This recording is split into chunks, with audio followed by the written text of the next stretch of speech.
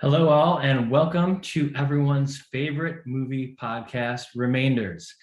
If you're new to the show, we are a podcast that explores the wonderful art of filmmaking. We talk about old movies, new movies, talkies, silence, everything in between. And joining me is my co-host, Patrick McIntyre, who used to work with me at a little movie store called Suncoast Video. So every week we get together and discuss a movie. This week we'll be talking about Fritz Lang's favorite film, the 1931 film M. And Patrick, before we start, I just needed to set the stage. I need to set the mood, okay? You ready for this? I'm ready. I can't do it without laughing. I knew I was going to laugh. I knew exactly where it was going, not by the whistling, but by the song "In the Hall of the Mountain King," and I had to look it up today because I did not know the name of that song. And that was thank you for that intro, man. Never felt so special. Welcome everyone. Nice to talk to you all. Yeah, that was perfect. That set the stage for this conversation. I've been looking forward to talking to you about this. Anyway, Sorry, go ahead. No, I was just gonna say we've been maybe jumping ahead. This is the whistling that goes the recurring motif throughout this movie. This creeper of a fucking movie, and that nice little whistle you got there. So yeah, it's funny because this is like a film that I have watched so many years back, and I remember, I feel like I'm a smarter guy now that I'm older, but who knows? But regardless, when I was younger, I didn't really know too much about films and stuff. I just kind of took it in from the shock value alone of what you're watching. And so if you really let yourself immerse yourself in this film, it's very disturbing. Film about a child murderer. I mean, I don't know how much more disturbing you can get, but I think it's also, as I'm sure we'll explore, veiled a little bit in some political discussions and, being made around the time in between World War I and World War II. Fritz Lang, German filmmaker, and Peter Lorre with those bug eyes. I mean, this film has it all. It's really terrifying, I would say. those bug eyes definitely got him a lot of roles, I'd say, early in his career, and then they realized how great of an actor he was. But I'm sure they helped in the early days. Putting those eyes on screen seemed like a must. For sure. Ben, before we get into talking about terrifying stuff, maybe we'll talk a little bit about what you've been doing leading up to this episode. So we just did, if everybody's listening and first catching, we have a bunch of episodes. This is episode, I believe, 33. Sounds right. Yeah, and we had one on Babylon versus the Artist last week, which is also great, which was in between. We wanted to do like a little bit of a short before M, but before Babylon versus the Artist, we did discuss Fritz Lang's film. And Pat, we wanted to do this season a little bit more of a, I don't know, kind of like more of a thematic Remainders season. Hell yeah. Yeah. I mean, I think it's in line with our time working at the video store and everything we've talked about ever since, movie wise. And then also just kind of going into how much we love our theaters, our kind of local theaters. I'm at the Music Box all the time. I got some updates on what I've been doing, catching a couple good stuff there lately. But yeah, just really showing a connection. I like the idea of a series of movies, some double features, some triple features. I think this is a good way to explore like directors, actors, certain genres. I definitely want to do a creature feature series at some point this year. And so, yeah, this is part 2 of our Fritz Lang double feature. And I think it's going to only add to like the conversation of, because I had not seen either one of these like in many, many years. And you're definitely more of an expert on Fritz Lang. And so like me being able to catch up with both of them is definitely just going to help my understanding and definitely makes it so much more interesting watching this after Metropolis. It's fucking great. Yeah, it's interesting because, we're talking about a silent And then fast forward to a film that is made during the talking era. And this film, of course, M is during the talking era, but there's a lot of silence in this film. And, you know, I think Roger Ebert had, I read this on the Wikipedia, that Roger Ebert said that he loved this film because even though it was made in a time of early talkies, Fritz Lang didn't feel the need to fill it with a bunch of talking like a lot of people had done, because this was the new it thing, the new technology, I guess you could call it. And everybody had decided to fill their films with so much talking, so much sound, it almost over inundated the audience with it.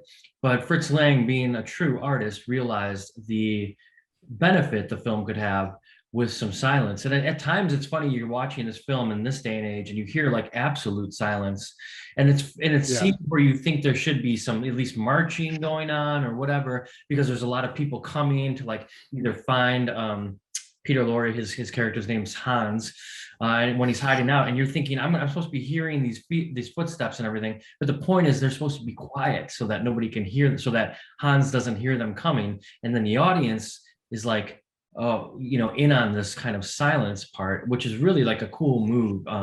So it's weird. It's kind of bridging the gap between silent films and talking films. And that's why I kind of love that we did and covered Metropolis before this one.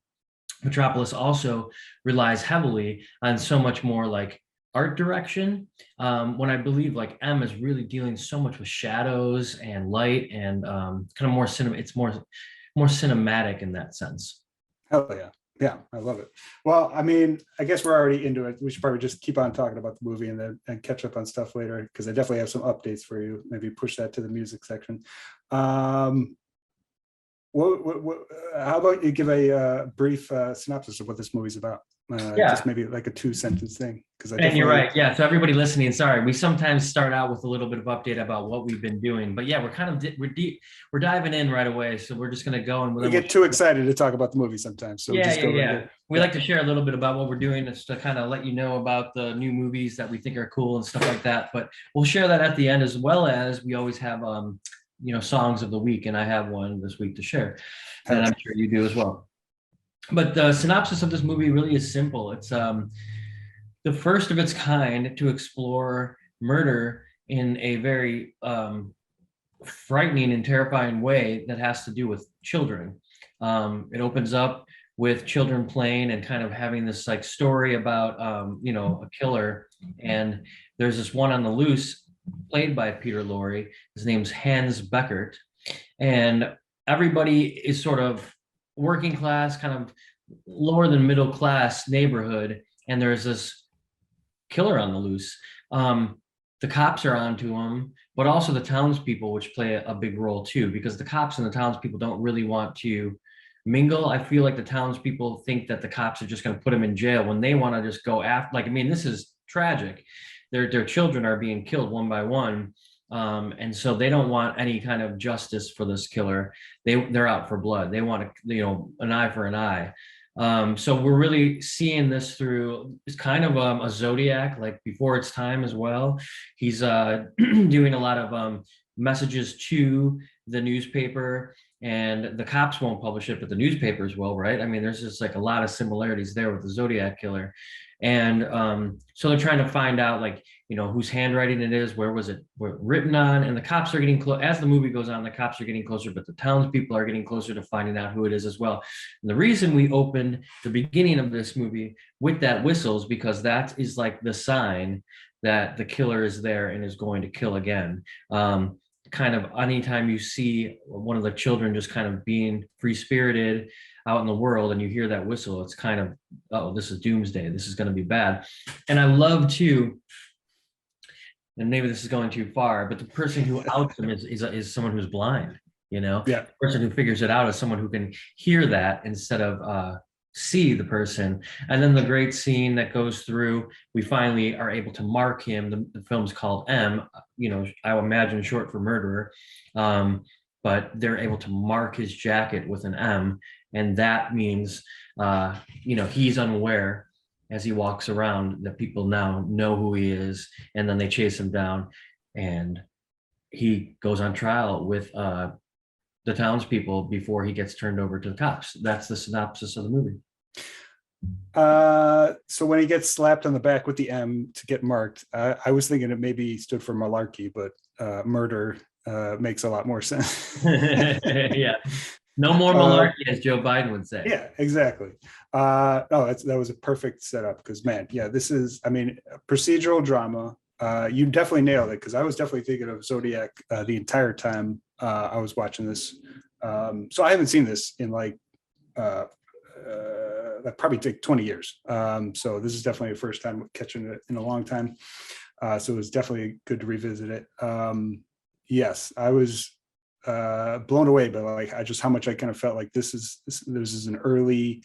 It was one of the first talking movies, one of the first talkies. It was, like you called it at the time. And it's crazy that how advanced it feels, like how comfortable and like filled in and alive the movie feels when it's like just they were still trying to figure out, as we've been kind of seeing with Babylon and the artists, like how difficult it was to transition from silent films to talkies at the time. And this one just feels like so comfortable and confident. But yeah, like early procedural drama, early manhunt movie. This is just like half the movie is him getting chased down by the mob. So it feels like something like The Fugitive or even something like Night of the Hunter we were watching earlier. I mean, just like so much of an early template for those types of movies to come before it. And like I said, like between this and Metropolis, it's like Fritz Lang was the fucking man back in the day because everything going forward has been drawn on him. Yeah, I mean that's why he had such a great career. Yeah. He was really like a true artist who understood storytelling. And you're right, it's in German, but over time it was I think 2 years later I read that it was dubbed into English. I've never seen that version. Mm. Um, but in German it's something you have to pay attention to because there is a lot of talking and there's a lot of setup scenes. Sort of with when the cops are talking and different things like that. This is definitely one you need to put your cell phone away for and Yeah. enjoy Yeah. the ride for sure. Yeah, I was definitely thinking that there was a lot of plot points of terms of like what I mean. Half the movie is them investigating Hans and trying to figure out like where he's possibly coming from, who he is, what leads. I mean, like I said, like it feels like Zodiac to a T. Um, and the Zodiac killer, like I would not be surprised if like he got his inspiration to send all the letters to the newspaper because of this movie. Like, I mean, it blew my mind, like seeing like how much of like a plot point that was clearly in this movie, and then just how much of an integral part of it was with that actual killer, and then the movie itself. So, Yeah, it sounds um, like this is sort of the blueprint for most right, psychological thrillers that have ever been made. It's ahead of its time. Fritz Lang said that it was his favorite film he's ever made. Peter Lorre obviously killing it. That scene at the end when he's on trial and he says that he can't help himself, that, hey, I know he's on trial basically against the townspeople who are all sort of blue collar criminals, right? They're people who have stolen stuff or whatever, but his point is they've chosen to have this life, that they choose to steal. And he's saying, I can't choose. I have this murderous rage that I have to do to kill, and I can't control it. How can you guys judge me when you don't know? And it's kind of talking about the insanity defense, which I don't think was even part of the legal system till many years later. Correct me if I'm wrong, but he's just basically saying that he can't control himself, that he's out of control. And that's even more terrifying, that there's somebody out on the loose that can't control the way they are. yeah. I mean, and also like again, this is what is this 1931, right? Is legit like one of the first movies I'd say that actually like poses a question to the audience, to the viewer, where it's like where it's ambiguous about like what the story is and like what they're trying to tell you with the movie, because the movie, so like I said, like half the movie is basically the manhunt, and then so the mob overtakes him, they beat him to capture him before the cops do, and they basically put him on trial in like an underground uh crime scene or underground criminal lord, and so they are basically saying you can't go out into the world and we have to kill you. And like you said, that scene, his monologue is insanely good. I loved watching it. He's such a good performance. And the, like, yeah, like you said, it offers the audience like a question of like morality. It's like, what is it to kill a person who is, not necessarily in control over his actions? And then, you can make your own, decisions about that in real life, but like in this movie, it's basically presenting like this person has no control over their actions. So what is it to commit that person to death when in all honesty, it's a mental illness? And so, like I said, like that doing that at such a early age in film, like this was so ahead of its time. Like, I mean, few other films were doing that even like years after this until decades later. Yeah, it's almost kind of like at the ending of the film, you're not sure if it's over or not. It kind of fades to black. So abrupt. Yeah. Well, I mean, there's certainly no.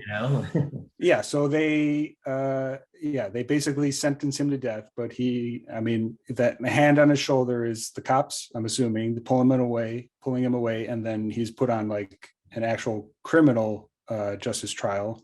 And it just ends the movie like with showing the face of a couple of the mothers that may have lost their children and the anguish that they were going through. And it doesn't tell you like what the decision was. It's just, it presents you with this moral quandary that you can definitely go in many different ways on it. But again, like I said, it doesn't tell you anything as a movie. It's just presenting this ambiguity to you.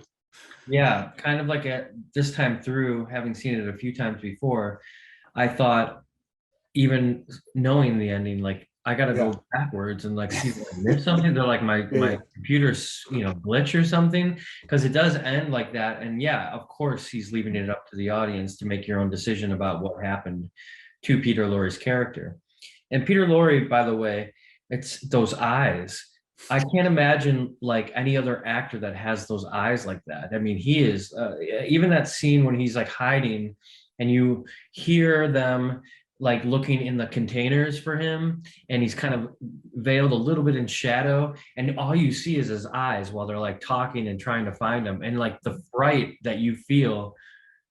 And again, it's like the old Hitchcock thing. It's like you almost don't want them to catch him. You want him to like get away with it. It's so funny. You want like the killer, the bad guy, to get away because you're kind of like stuck in this room with him.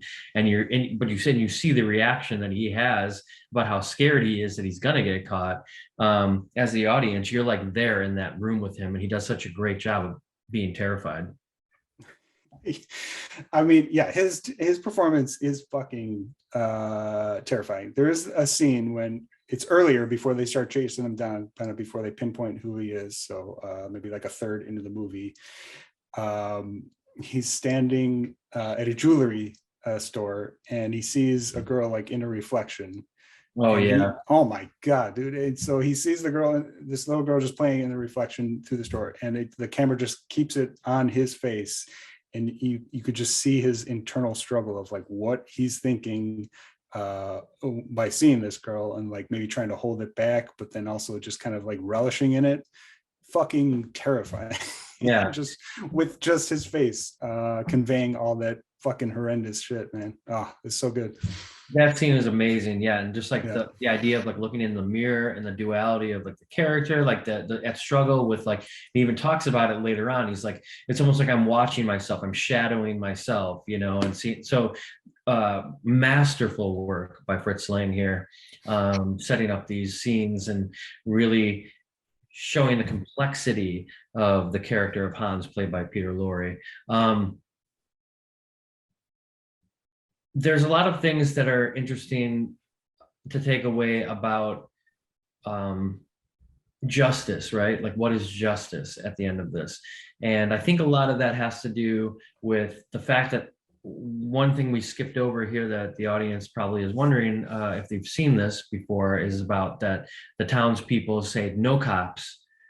They think that they've got Peter Lorre trapped in this like sort of workers building, because at night they close the gates and they think they have him trapped inside there. They know he's trapped inside there, but they need to get in there, but they don't want to alert the cops, again, because they think that the cops are going to just like let him go. He's going to get off easy. He's going to go to jail. Yeah, maybe. But claim insanity and then get out, if you, and then kill again. So there's like a distrust. And, I always like to look at films when I watch them about like the time period that they're living in. Like what in 1931 Germany would that be a feeling for?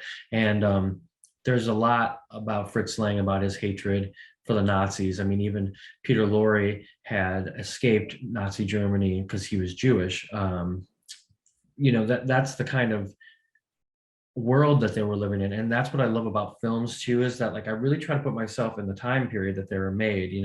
One time I went to the Art Institute, I remember, and they did a paintings of artists during the Depression, and you're looking at what these people had painted, some masters, but some people that weren't, just regular people, and what they were painting, they were obviously painting the world around them. And I always love that quote, that I think it's for artists, it's your duty to comment on the world you're living in, right? And so that's why this movie is so poignant, around the time of, pretty soon after this film, we're talking about World War II. Oh, so so true. Yeah, like it was so like not like overt, kind of that distrust of cops, but like you said, like when you're actually realizing who was making this movie and the time and the place, that's entirely what it was. I think I saw something, it might have been like in a video, and I was researching, but like I think Joseph Goebbels was like a huge fan of Metropolis when it first came out, and he was trying to like kind of covertly like give Fritz Lang like a pass, because they were such a fan of the movie. They were like, and basically saying, we decide who's Jewish in this time. And it just like, it was so fucking chill. And obviously Fritz Lang was like, fuck off, fortunately. And it just was such an insight into like just how fucking insane of a time it must have been, like especially in that position of Fritz Lang, like this artist, Jewish, working in Germany. Insane. There's a lot of different directors around this time. George Stevens and Frank Capra, that obviously we're talking, those are American filmmakers, Fritz Lang being a German filmmaker, but so much of that time period, so much of these films that we're talking about are born out of war, and they're documenting of war. I know, for instance, Frank Capra was, filmmaker in the war, documenting what was happening and what was going on, and can't imagine the things that they were seeing. And then that's why Frank Capra made such great, amazing, good-spirited and lighthearted films, because America was sick of seeing death and despair and all the terrible things that you saw at war, right?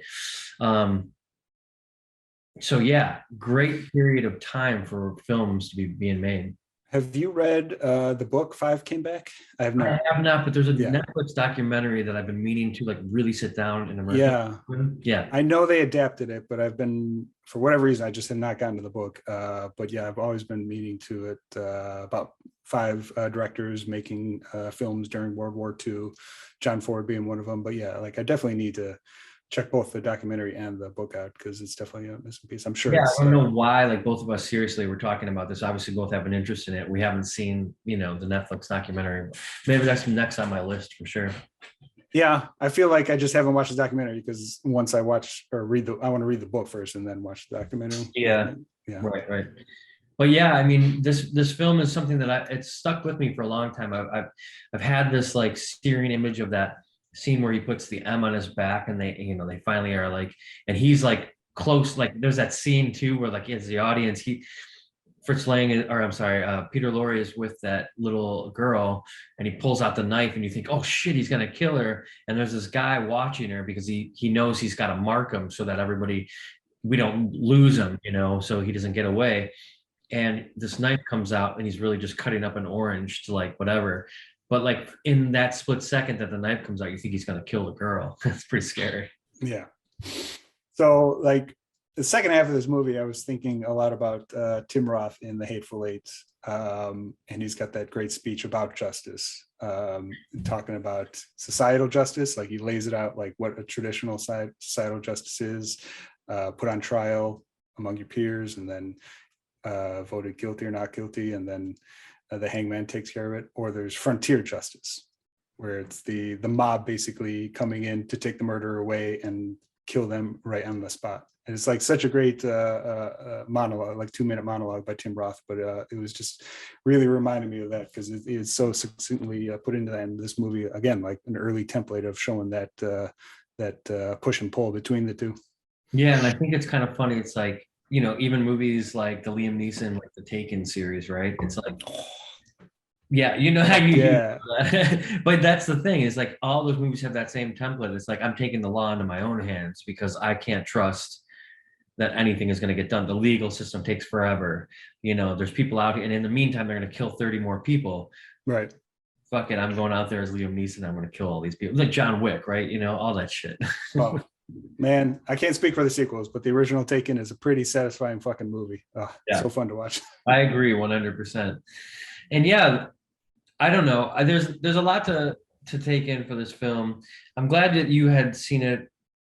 I know for sure back in the day that I talked to you a lot about it, you know, that I really loved it when I first saw it, and seeing it again, knowing it's on Criterion for anybody out there who wants to watch it.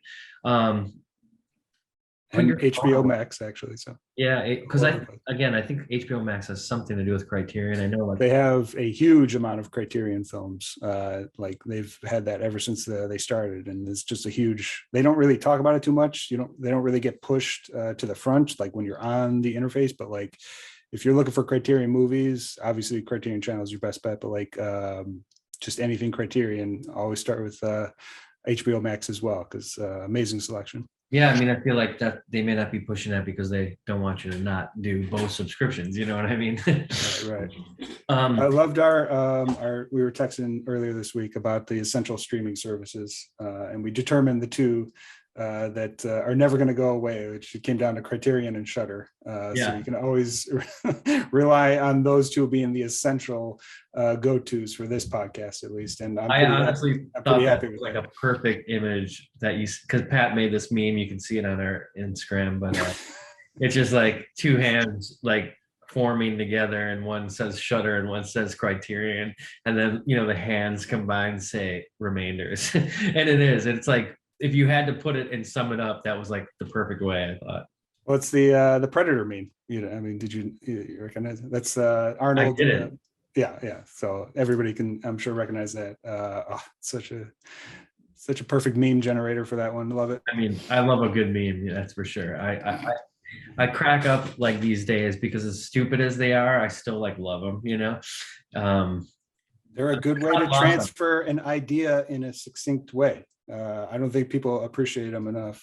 They kind of get bogged down in bullshit, but it is a good way to convey information to a 5-year-old, which is, I think, a sign of genius. If you can explain something to somebody simply. That's like kind of an interesting way to segue into like something I thought about while I was watching M, actually. You know, we were talking about 1931, where there isn't very much. There's no cell phones, right? And there's a lot of different technologies now. You could never make a movie like M the same way. And in a way, it kind of made me sad, you know, that like these films, like, and their impact, they still last today, but like you can't make a film anymore, at least with current day, that doesn't really have to do like, you know, if there's always the age old thing like, oh, cell phone service doesn't work. And so like, you know, you can't follow a person because the service is out. But really, like, everybody would have their cell phone in like a modern world, you know? So I love watching old films for that too, like knowing that there's like no such thing as a cell phone. No one can take a picture real quick of him if they see him on the street or anything like that. It's like real sleuthing, real like dangerous ways to like get things done. And yeah, M's got a lot of that, you know? It's like old kind of detective work and stuff like that. Wonder how some people watch older movies like that, when like a pre-technology era, like somebody would somebody watching M be like, why don't they, not necessarily like they would understand that you don't have the type of technology, but just whether or not like they would be like questioning that, like why are they not just using more advanced technology or something. Yeah, like I'm even just like trying curious. to find how like he wrote the note, right? They go to like, oh, maybe it was on the windowsill because of the grain. It's like, yeah, I think those like methods are still in play these days, like old school detective work. But like things like that are we take for granted these days, and all the technology we see in films, this movie definitely doesn't utilize those, and it still holds up. I guess that's my point, is like these films hold up, and sometimes the stories are even told better without like that modern technology. I would hope so. I mean, the best stuff should hold up. I mean, half of all the Seinfeld episodes would be rendered useless with the cell phone, and they still are fucking classic bangers. So, Good point. Yeah, yeah. for sure. Well, I mean, I don't really have too much more to say about other than I love it, and I don't know if you had anything else to add to it. I mean, the entire time I was trying to remember where, like, so the song you whistled at the very beginning in the Hall of the Mountain King. This is what Lori's whistling throughout the whole movie. I couldn't place it at first. I could, like, I knew it was like a composition that I had heard plenty of times, but it took me a second to understand where it was coming from, and then it dawned on me what it was, and it just reminds me of the documentary King of Kong. That's kind of like the theme song to that movie. They use it quite a bit in that movie. Have you seen King of Kong, the documentary? I haven't. Yeah, I think I mentioned it briefly when we were watching American movie. It's like a late 2000s. It's about the top scorer of all time for Donkey Kong Jr. and like Oh, yes. the competition that goes into that. And it's such a great fucking movie about power, because it's the people who already have the scores and have access to that information. That's how they maintain having the top scores. It's such a ridiculous like setting for a movie, but it's such like a good composition on how power plays out with it. And so, yeah. Yeah, I feel like at some point we were supposed to do that for this podcast. Yeah. I've had it on our short list. We'll definitely cover it at some point. Yeah. But yeah, it's such a great movie. But yeah, so that's kind of a theme song that sets the tone for that movie. And took me a second to realize that's what it was when he was whistling it, actually. So, Speaking of good whistling films, I mean, we talked about Tarantino earlier, and him borrowing from, maybe that monologue had something to do with that. I mean, Tarantino's such a genius about film, and he understands like the history of it. I'm sure when he was making Hateful Eight, there was no doubt that he was borrowing that idea from a film like M, but also like, especially it's almost funny because you're watching Kill Bill, and I mean, everybody knows. And like that's probably the second biggest like whistling movie of all time. Like you can't help but hear that, and it gets darker and darker as Elle. I think it's her name's Elle, right? The Daryl Hannah's character, and she's moving through. But it's also utilizing split screen, which is like another total Brian De Palma. It's kind of like those movies are like film geeks like buffet, like what is he borrowing from, and like how is he doing it in his own unique way? That's what's so great about a filmmaker like Quentin Tarantino. It's like he's borrowing from the best but making it even better. I'm sure you agree. I mean, Tarantino's he's our favorites for sure. I got this recently. Finally picked up his new book, Cinema Speculation. Definitely looking forward to reading it. Haven't opened it yet, huh? What's that? You haven't opened it yet? No, yeah, haven't got to it. Finishing up some other books, but yeah, definitely very excited to get to this one. Because yeah, like seeing him transition to the next period of his life. 10 movies is what he's been saying for years. I definitely believe that he's going to stick with it. He's still going to be working in movies, just not, directing them himself. But like, I do believe that he's going to finish with the 10 movies. And so it's pretty exciting to see like what the rest of his career is going to play out like. So, yeah, he's funny because he'll say that stuff. And then I remember one thing that he was doing on the heels of Once Upon a Time in Hollywood. And he's just said, he's like, look, I've seen the directors who have done more than 10 films. It's not great. Right. You're not going to go off like And again, it makes sense, like, because he's such a student of film. It's like he's been obsessed with film like his entire life, and so it makes sense that that's kind of the um, conclusion that he's come to for himself after so many years. Is that like I've seen just too many people crash and burn at the end of their career, and he cares about his legacy more than anything. He definitely seems like that kind of person who was like where he's looking like, what are people going to think of me in 75, 100 years, looking back on film in the 90s and 2000s. And I definitely believe that he's going to finish off this last movie. I'm hoping for a horror movie. He's definitely mentioned that he's possibly going to do that, but we'll see what he finishes out with. I can't wait to discuss it on here as soon as he does, because that is pretty monumental. And you're right. He has a very keen understanding of, the legacy that you leave behind. As an artist, you live forever, and how you are talked about after you're gone is usually not up to you, unless you make really good art and people can enjoy it for years to come. Just like in Babylon, when that scene is told to Brad Pitt, you'll be a ghost with all your friends on the screen forever. He knows his stuff. And I've different topic on Tarantino, but I've definitely enjoyed people going crazy at his comments that we're currently in one of the weaker periods of film ever.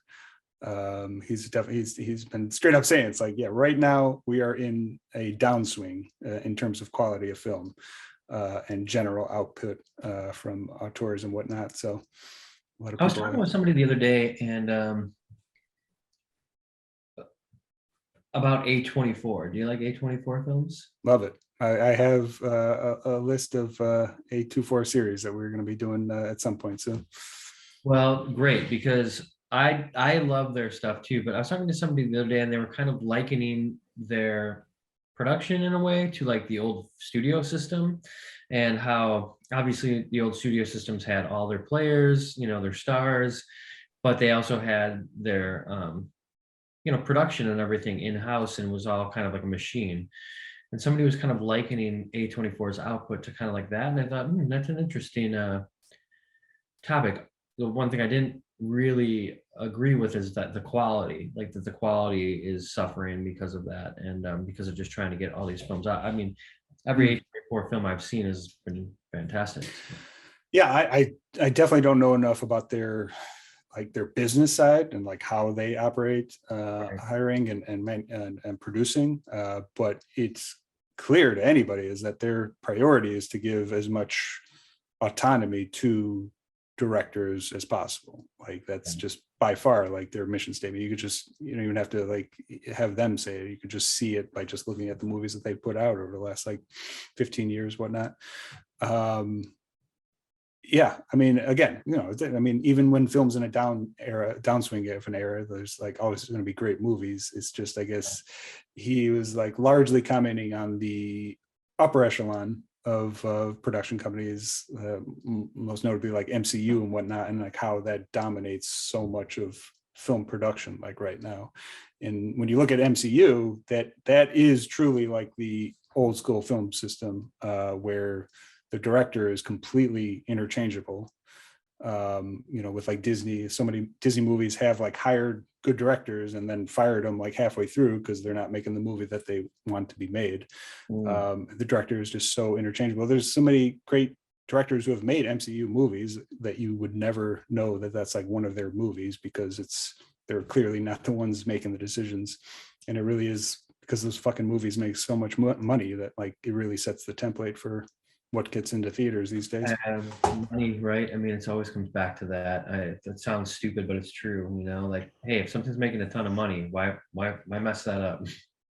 I mean, so this goes into the book I am reading right now. So this is The Big Goodbye. This is about Chinatown from Sam Wasson. And so it covers like the four major players of Chinatown.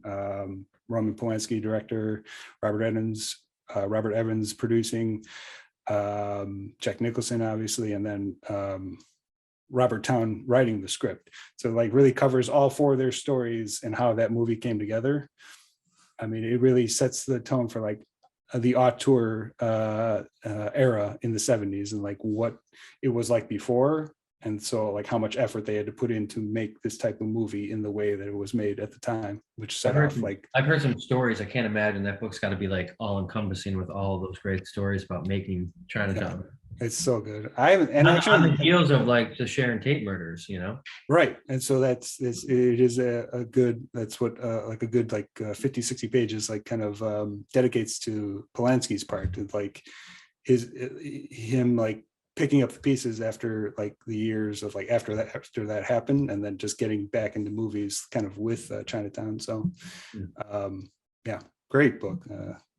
I have not seen Chinatown in a long time, so I definitely need to revisit it after finish this book. So one thing I have never seen is the sequel to Two Jakes. Two Jakes. I've never seen it either. Yeah, I've never seen it, and I think Jack Nicholson had a lot to do with that actually. So I'd be interested in seeing that, maybe a double feature. He might have directed it.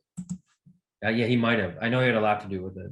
Yeah, I know. And that's the other thing. It's like I always kind of forget like how much he was kind of a behind the scenes guy back in the day. Like he was directing movies and writing movies before like he became like a big star in the 70s. So a lot of those guys were like that, like Michael Douglas with Cuckoo's Nest. I believe Michael Douglas owns the rights to Cuckoo's Nest and wanted to get that made.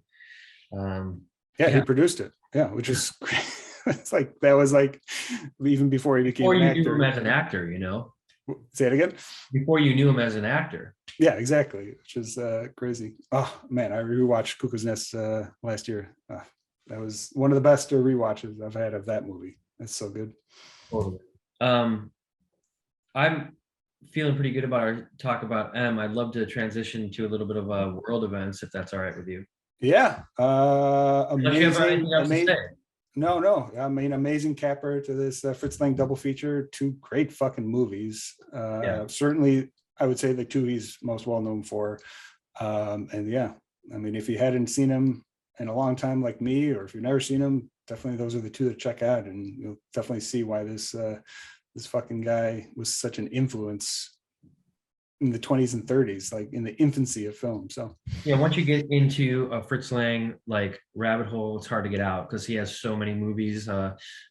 Started in Germany with Silence, transitions to talkies in the States. A lot to learn from his magic and his art. And yeah, I'm glad we did this. It's great to start there. I think we're gonna, move on to some more current films, if I'm not mistaken, in the next weeks coming up. But it was cool to kind of go back there, kind of start, and also with the time period of Babylon and everything, being able to cover that, that being in theaters, the transition from silence to talkies. It all kind of seemed to be the right timing for us to explore these films together. Hell yeah, it's what I'm here for, man. Look forward to it all the time. Love it. We've been talking these movies for years. Hopefully keep that going. So we're going to almost feel like we should be like doing a Elvis like themed, because like we just lost Lisa Marie Presley, man. This hit me pretty hard. This is news last weekend, but man, I've been thinking about her a lot, and just kind of like that Elvis is like such a favorite of mine. I love Elvis, and she was such a cool champion of Elvis's legacy and everything like that, and made sure to have the Graceland be like place where everybody could go and walk through, and her and Priscilla both, she had such a hard time with her son committing suicide in the last couple of years, and I just feel badly for that family. I don't know them, of course, but I love Elvis so much, and I don't know, it hit me kind of hard. How about you? I didn't know that about her losing her son like that. There was she was at the Golden Globes like the night before. Okay, so that's right. I remember seeing like it was just like, so a lot of people were just like, oh, I saw her in a picture with Austin Butler, yeah, which man, talk about poetic, having that picture with him and then passing away the next day. Well, I'll tell you what, we'll definitely have to cover Carpenter's Elvis, because I've definitely been wanting to rewatch that one. I don't even know about this. Oh, you don't? Oh, John Carpenter, he made a TV movie about Elvis, a biography in '79, I think. Wait a minute, you don't know about it? You don't I know don't who? know anything about John Carpenter making a TV movie about Elvis. I know nothing. Okay, so you don't know who plays Elvis? Then is that what you're saying, right? Was it Kurt Russell? Yep. Okay, in his version. Yeah. I'm just saying, like, I mean, that puts them over the top. I haven't seen it in so long. Yeah, it was a TV movie he made in '79. Kurt Russell playing Elvis. So Heck yeah. we'll definitely be covering plenty of Kurt Russell, but Carpenter on the podcast. So whatever series we do, we'll have to start it off with Dude, Elvis. where can you even find that? I mean, we had it at Suncoast. I remember like holding the DVD. Either I don't know if we like actually had it normally, or maybe like somebody like had a special order. Maybe I special ordered it. I don't even remember. It's totally possible. Man, talk about a privilege. When you were working on a movie, you just special order whatever movie you wanted at any time. Yeah. Back when you couldn't watch something streaming on demand. Wow, I didn't even know that. Yeah, I mean, I feel like almost maybe like isn't there like isn't it Leaving Las Vegas with like Nicolas Cage where there's like a bunch of Elvises in that? Maybe we need to do like the films that like shitty Elvis picks or something, like not films with Elvis, but like shitty Elvis films. Yeah, I mean, I mean, it was definitely, I don't know if it was the first time. I mean, Kurt Russell was in an Elvis movie, I know that. And then he played Elvis in Forrest Gump. He just did that voice for that one cameo when he meets Elvis in the beginning, you know. Really, I had no clue about that either. That's Kurt Russell doing the voice for that.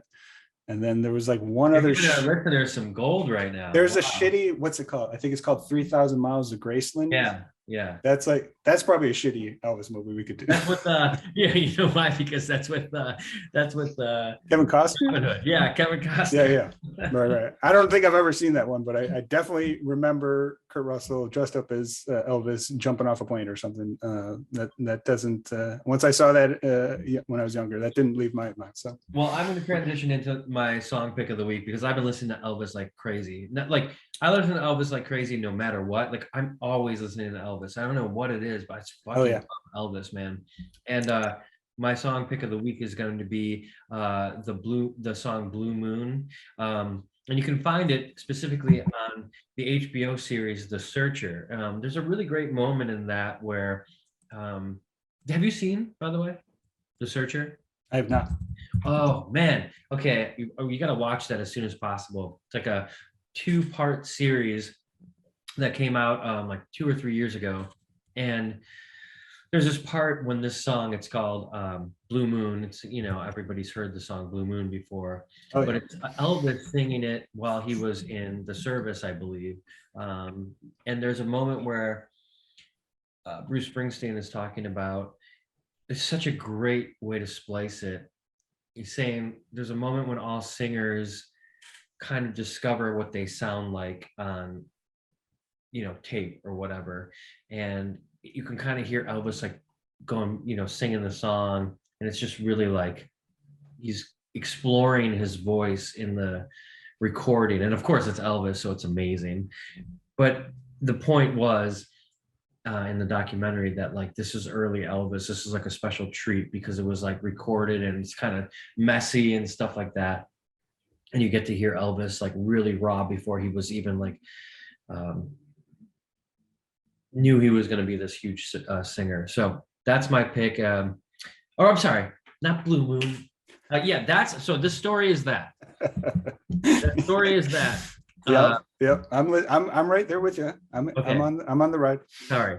Yeah, you're good. The story is that, except for being in the service.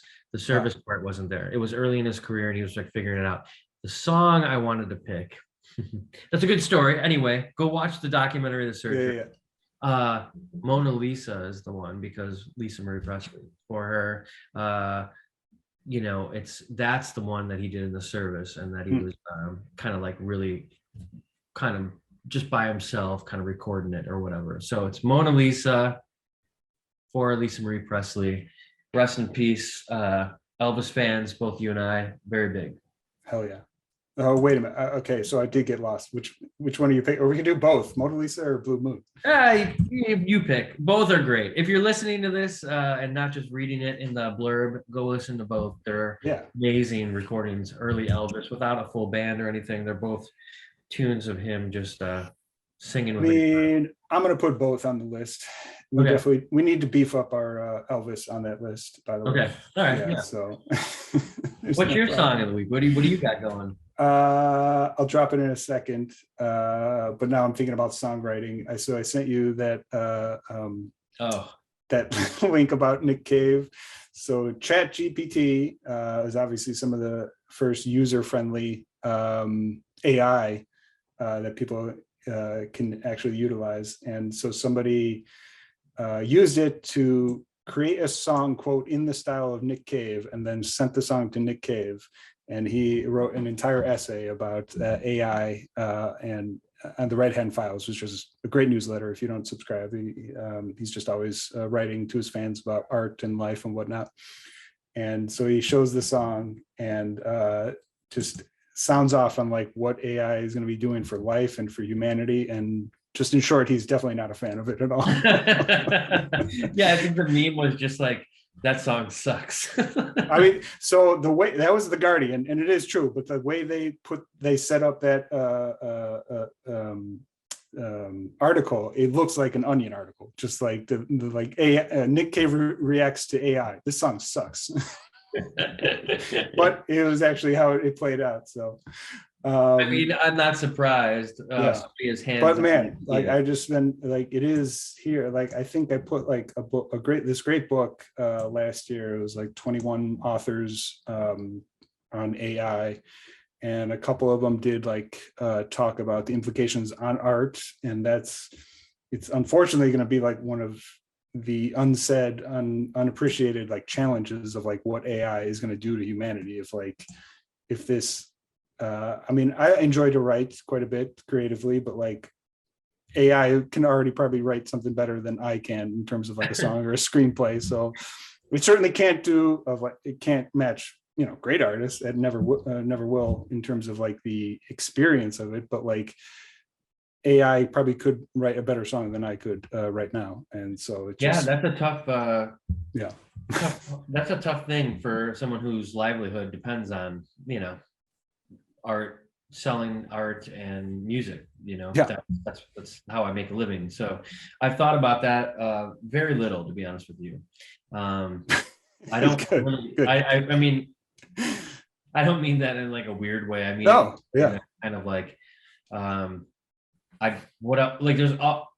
in like a creative field, there's always so many things coming at you, and so like right. to be online and see somebody else's art that you think is great and better than you. It's like you could sit there and you could get lost in that, and then like that impedes like your progress as an artist to do the work. All you can do is just put your head down and just continue to go forward.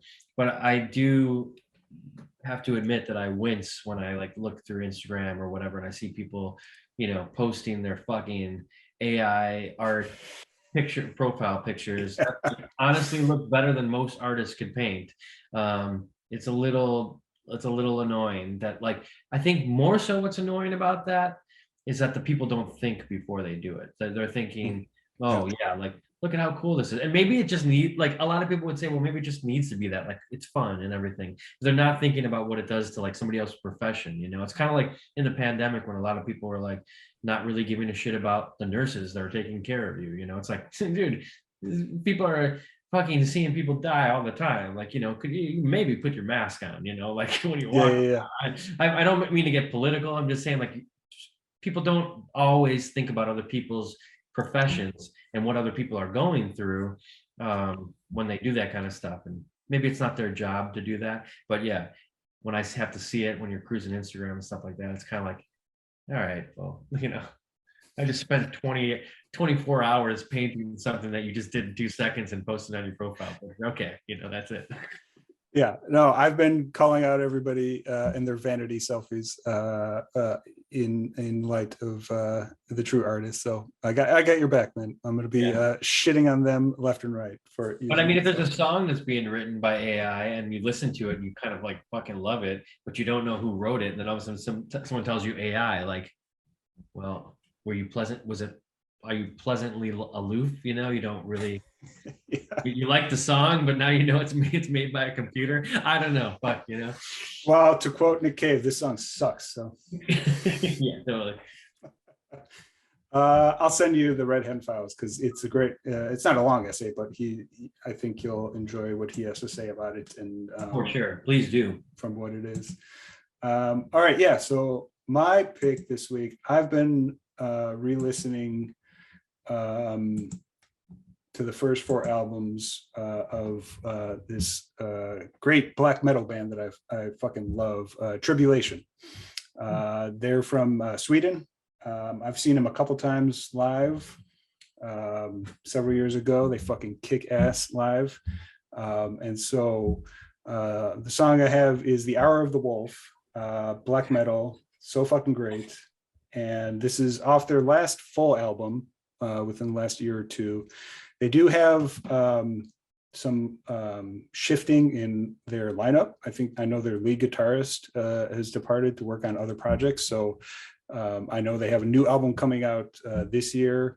And so it's probably going to be taking a new direction for the band. But like, man, I'm sorry, as I said four, I think they have 5 albums, but all 5 of their albums are fucking great. And so definitely like to always talk up this band because like I said, sound great, great live. Love the Swedish and the Danish metal bands. I always have a special place in my heart for them.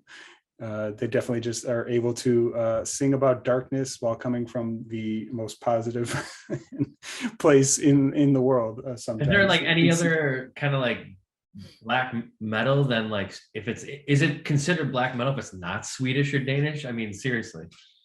Yeah, I mean, black metal is more towards like the goth kind of metal. I think in that way, and yeah, a lot of it does come out of the Netherlands and whatnot. But you know, it comes from other places. But yeah, just generally, like the metal that comes out of that area I fucking love it.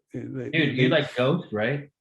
Yeah, Ghost great. Yeah, I actually just pulled up their most recent album, which I have not listened to.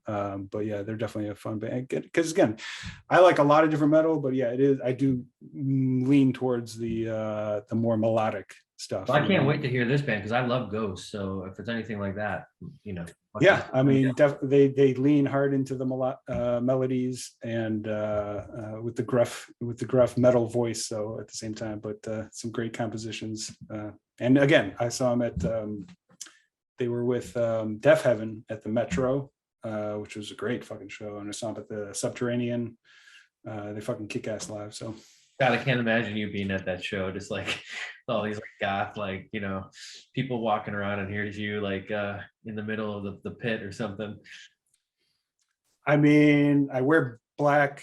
I'm all black right now, so I just kind of fit in. You fit in, yeah. And my beard was super big, so I was definitely fitting in with the metal crowd there. You know, you know, I can like weave in and out of a lot of different social circles based on how I dress and how I maintain my facial hair. So yeah, that's true. I love that. Yeah.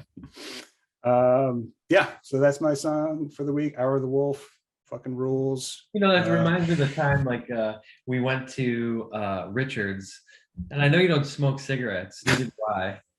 You just had to go to Richard's, and that was for anyone who's listening and doesn't know, Richard's is like the only bar you can still smoking because I think they just pay the fine every time they get fined. And like I walk in there, I had bought a brand new winter coat, fucking freezing in Chicago like it always is. I meet Pat and he's only wearing a black jean jacket per usual, you know, no winter jacket. And we're having a beer in there, and everyone's smoking cigarettes like I've never seen before. And I have to get my jacket dry cleaned after that because I smelled like, you know, 2002 hanging out at the bars. It was crazy.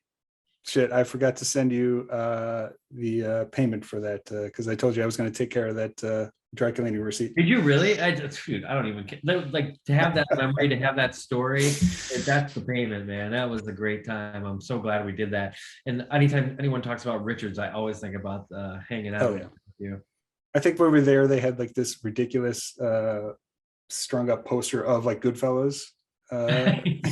It's like, that's like ridiculous looking, but it fucking rules at the same time. So Yeah, that's a Chicago staple. Man, is that in what area of the city is that in? Would you call that sounds that is, not River North, is it? I mean, it's on Milwaukee. Yeah. It's kind of like an in between. I mean, it's almost to Wicker Park. So, you know. Well, right anyway, next to if that, you so. guys want to smell like cigarette smoke and have a an old style in Chicago, you can't get like any more Chicago than Richards. Hell yeah. Well, I got a couple more questions as we wind down. I want to know how your show went, which I'm very jealous that I missed. I saw some pictures, looks like it kicked ass. So, Dude, I don't even know where to start. It was awesome. Nice. Crazy weekend, for us. So the first TLV show since 2018. We ended up playing it like acoustic because my brother wasn't sure if he was going to be able to come out. And he flew in last minute, for like an insanely expensive flight. But he finally got here and it was too late to kind of get a bass player. I didn't want someone to like learn how to play all the bass parts. And then my brother couldn't come out because then Tom and I were just going to do it acoustic. But anyway, ended up being really cool. Had a great time with those guys, like me, Eric, and Tom hanging out the whole time. Just really like getting some bro time in. We hadn't done that in forever. We got to play the songs together, talked about the new record we're going to do, and really impressed with the bands that we played with and the people that we played with. And I'll tell you why. This guy Caesar put the show together out there in San Bernardino in this amazing, perfect, like old building from the 1940s. It looked like literally what we were just talking about in M, like this old, cool structure. Building was awesome. It was pouring rain. Show was sold out. Hell yeah.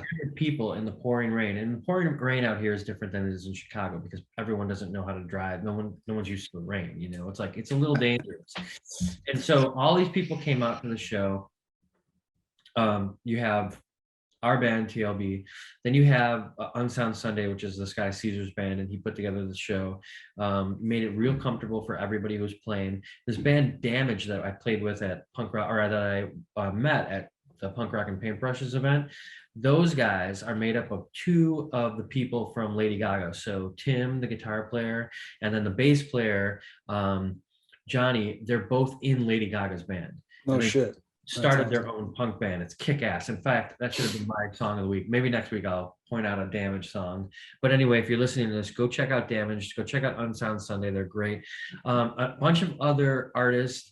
A guy who's playing ukulele there. Like, it was the coolest eclectic crowd. And then my girlfriend's comedy troupe got to like do in between, kind of pumping up the crowd for each band. So like they got to be a part of it.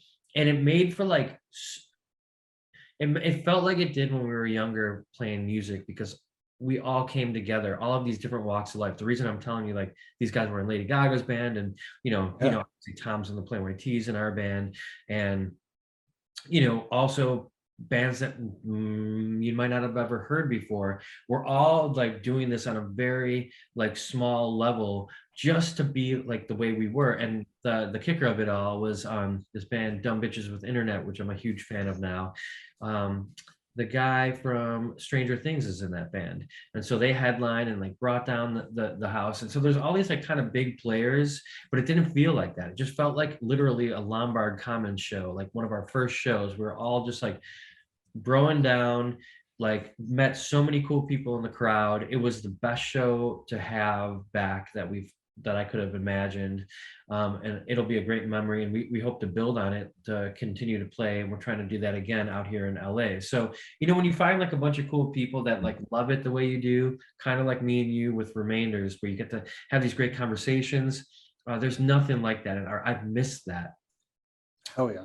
Partly due to the pandemic and other things, but like the camaraderie that you have of just going outside your front door to actually like go somewhere, go to a show, go to a movie, the people you meet, there's nothing like that. And I think we lost that for a little while with the pandemic, but this was a great reminder of why we got to continue to go out there and play shows and be in front of people and just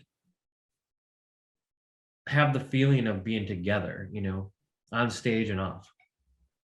So thanks for asking. Yeah, love to hear that. It went well, man. Like I said, I saw the picture you were posting, and it definitely, from what I saw, it definitely had that small show vibe, even though like plenty of people were there. But like the venue itself, it definitely gave that like a DIY vibe that I loved seeing. And yeah, and the other thing about it is like all those folks that like were watching the shows, like when they had downtime or whatever, you walk around, it's a gallery. So all my art's gonna be there for the next month. It's on display and for another month. And that's like the other cool thing is like melding the art with the music. I don't think we've ever really did that out in Chicago. So it's kind of, we're building that out here, Love the shirt, by the way. That's one of yours, right?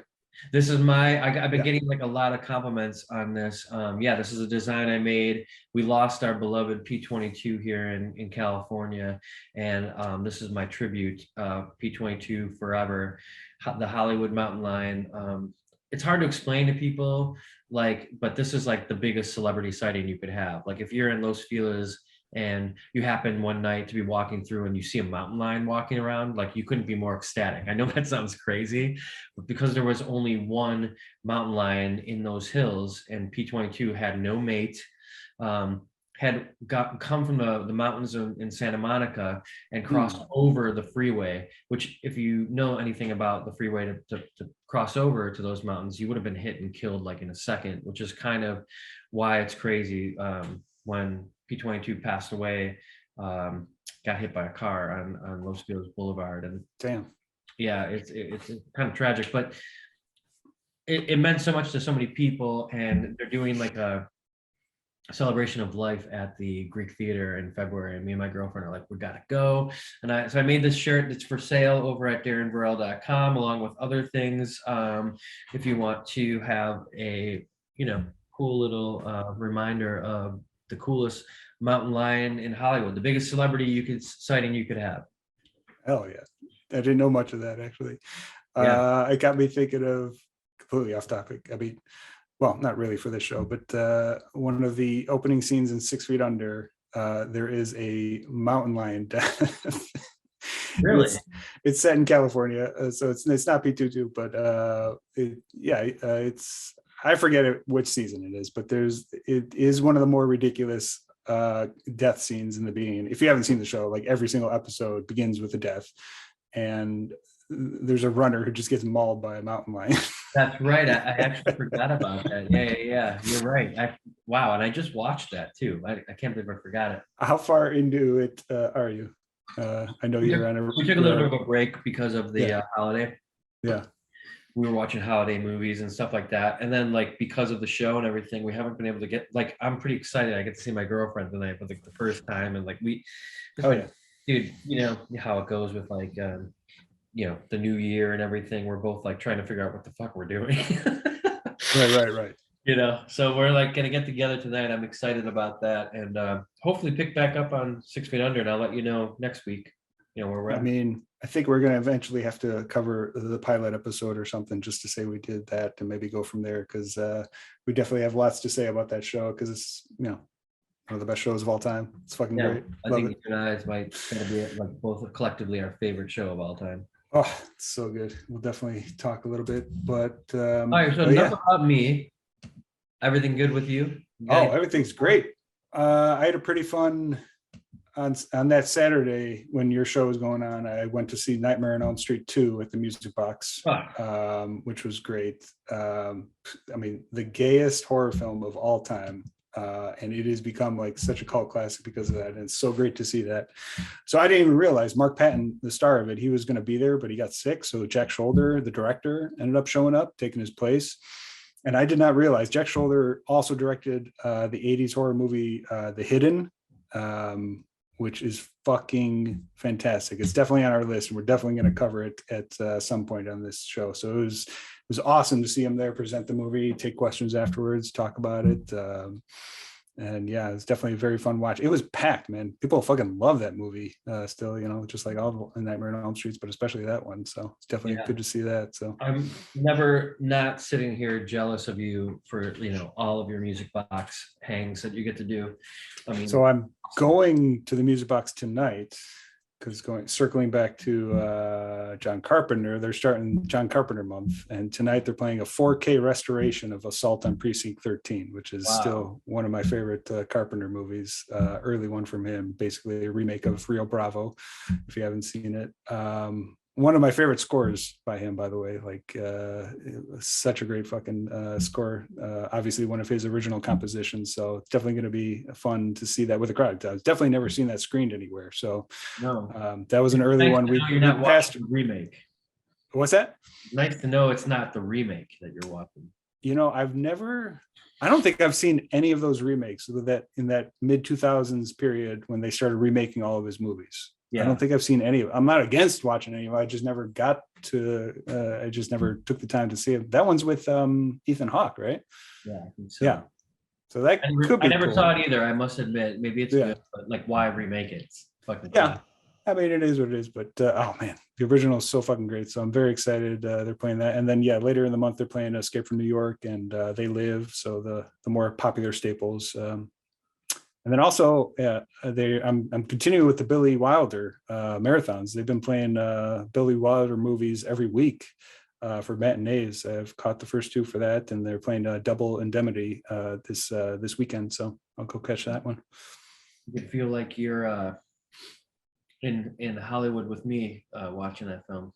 Oh yeah, I caught Ninotchka with Greta Garbo. I'd never seen that one. I've never seen it either. Yeah, it was just he didn't direct it. I think it was just his screenplay. And that one was great. I don't think I'd ever seen a Greta Garbo movie. Cool. Yeah, no, I haven't seen that either. There's Irma La Douce I've seen, which is like a little bit of an obscure one of his with Shirley MacLaine. And then what was that one called? Irma La Douce. No, I haven't seen that one. Yeah. With Shirley MacLaine film. Obviously, The Apartment Rules. Yeah. And Stalag 17, if you've never seen, is great. I love that one with Bill Holden. Yeah, Ernst Lubitsch directed Ninotchka based on his screenplay, and I think that was I think he got nominated for the screenplay, so I think that was one of his early kind of ones getting recognition. One of my favorite things about going to the art museum out here is looking at who had given as a gift the art to the museum. So LACMA always has like any place does, the little tag, and it's a lot of the art in there is from the Billy Wilder collection. Oh hell yeah, love it. Oh, right down the street the other day, I had my girlfriend drive me by because I was such a freak about it. I was watching Double Indemnity, and the only place that's close by to my place that they filmed at was Fred McMurray's apartment. And then how they go into the he drops off his car in the ground level. That's literally down. I could walk there from here. It's pretty awesome. Love it. Oh, so jealous. I know, man. Chicago's great, but man, missing out on a lot of cool stuff like that. So it's all right. I'm a freak about that stuff. I love seeing all these locations and everything. It's one of my favorite things to do. You get the historical context. Yeah, and then so one last. Have you ever been to Alamo Drafthouse, the theater? I don't think so. No, you're familiar with it? It started. Familiar, yeah. Yeah. So I guess it started in Austin. It's been around since the late '90s, but just never in Illinois. I think they maybe have 20 theaters, but they're finally opening one in Chicago. Actually, just less than 4 blocks from my house. So it's right down the street, maybe a block or two from Wrigley. I'm pretty excited to check that out because from what my understanding is, they do pretty heavy on the throwback screenings, where they play that's it. Yeah, they play all the major movies that are big at the time, obviously major releases, but then on almost a nightly basis, they have throwback movies. And like, I mean, I was looking at one of them last week. They were just randomly playing the Lord of the Rings extended edition, not just the original, but they were playing the extended edition, which fucking is like music to my fucking ears that you're going out of your way to play the extended edition. But yeah, they're opening one in Chicago, so I'm excited to check that out. And their first weekend, they're doing a Michael Mann double feature. It took me a second to even realize that, but they're doing Thief and Public Enemies, obviously two Chicago-based movies, so that kind of makes sense that their double feature that they're starting with. So, but yeah, I mean, I'm just definitely excited to check out their kind of vibe. And again, like it being so close, I think that it'd be really cool to check out. James Caan and Johnny Depp, right? Oh, classics. I mean, we're definitely gonna cover. I've actually never seen Public Enemies, but Thief is definitely a favorite of mine. So, yeah, I would say that that seems to be really what's happening, and like the way people are getting people out to the theaters now is just like these throwback, vintage prints, like it actually being the print from when it was made and things like that. The more vintage, like the New Beverly, right? And Los Feliz 3 does it in their bigger theater. The more vintage it is and like the more throwback, the better, and like the more kitschy. People seem to be really like going back to the theater for that kind of stuff. I like that. I agree with you. Plus Avatar, one of the best movies of the year. Fucking crushing it at the theaters. Everybody and their fucking mother's going to see that movie because it's fucking great. Dude, so check it out. I was just watching like an improv thing with my girlfriend, and before she came on, they were talking about that Saturday Night Live skit about how like Avatar used the papyrus. You text, That's right. With is that Gosling? Yeah. Gosling. I remember that. Dude, I was laughing so fucking hard. It was such a good skit. I forgot all about it. I saw Cameron comment on that, and he thought it was hilarious. And he was just like, I had no idea even it was called papyrus. He was like, my art team just showed me this, and it was like, this is the one I'm going with. And he was like, I didn't even know this was some lame font that everybody already made fun of even before I used it. So, but then it was like so Cameron. It was just like he's just doing what he's doing, regardless of like what other people are saying, and that's what makes this fucking movie so great. So great. Well, all right. There's a lot to catch up on this episode, man. Of M, great talk about M. Lisa Marie Presley passing away. Our picks of the week: death metal or black metal. Talking about Richards, which I didn't expect, and then we're having this great conversations all over. So thanks a lot for listening to this episode, everybody. We love doing it. We love doing these conversations. We'd love for you to get in on the conversation. Let us know what you're thinking. If there's some recommendations, we'd love to take those. Or if you have any comments, or if we got anything wrong. I mean, it's possible we could have gotten a few of our facts wrong. So, hey, we're human. We're not AI just yet. I claim no responsibility for any of the bullshit that comes out of my mouth. So, Disclaimer. So, well, awesome. Great to talk with you, man. As it is Friday, I'm going to get out of here. I'm going to have a beer tonight, and I'm going to finish my next painting that I'm working on, which has a little bit of something to do with the movies. I'll share because it'll probably be done by the next time we talk. But yeah, man, love talking to you. Thanks everybody for listening, and we'll see you next time. Talk to you later, buddy. See ya.